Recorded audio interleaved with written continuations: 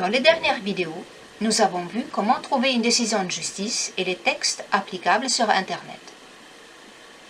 À présent que nous avons sous les yeux l'arrêt rendu le 3 février 1999 par la Cour de cassation, suite au pourvoi numéro 96-11-946, nous allons l'analyser.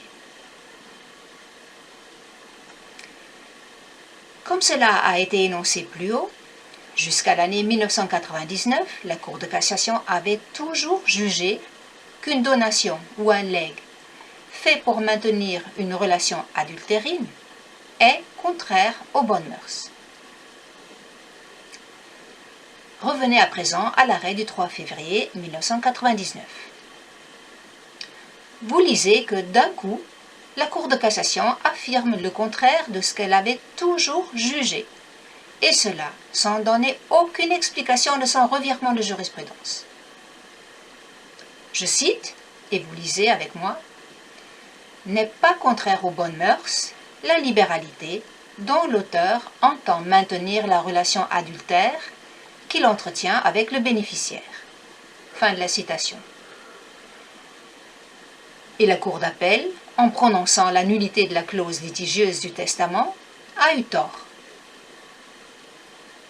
Christian Y, en entendant cela, a dû être comme frappé par la foudre. Il n'a pas dû s'y attendre du tout. Vous le constatez, il avait compté sur la position constante de la Cour de cassation pour affronter tous les frais de justice des trois instances. Première instance, instance d'appel, instance de cassation. Il avait compté sur la jurisprudence habituelle de la Cour de cassation, il était sûr de gagner. La nouvelle solution, contraire à la solution habituelle, est une très mauvaise surprise pour lui et représente une insécurité juridique déplorable. Même si la Cour de cassation n'a en rien expliqué le changement radical de sa position, on devine bien les raisons du revirement de jurisprudence. La société a changé, l'infidélité dans le couple s'est banalisée.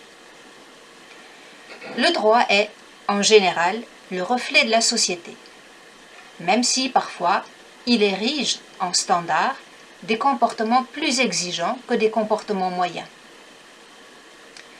Sur la question des libéralités faites par un homme marié à sa concubine, la Cour de cassation a simplement entériné le changement social, à savoir la désacralisation de la famille légitime. Vous pouvez être pour ou contre ce changement social, pour ou contre cette nouvelle jurisprudence qui s'est maintenue depuis 1999. D'autres affaires plus récentes ont été jugées dans le même sens.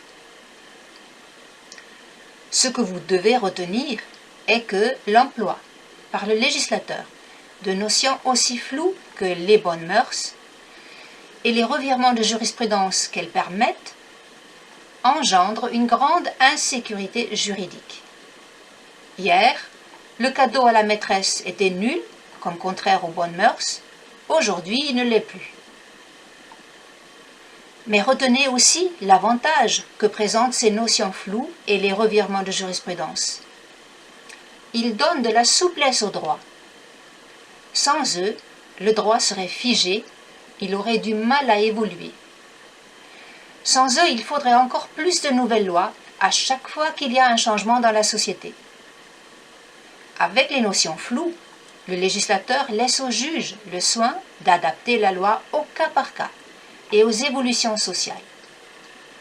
D'ailleurs, vous retrouverez toujours ce tiraillement du droit entre sécurité juridique et souplesse du droit. Dans les deux vidéos suivantes, nous terminerons cette illustration d'un revirement de jurisprudence avec un quiz.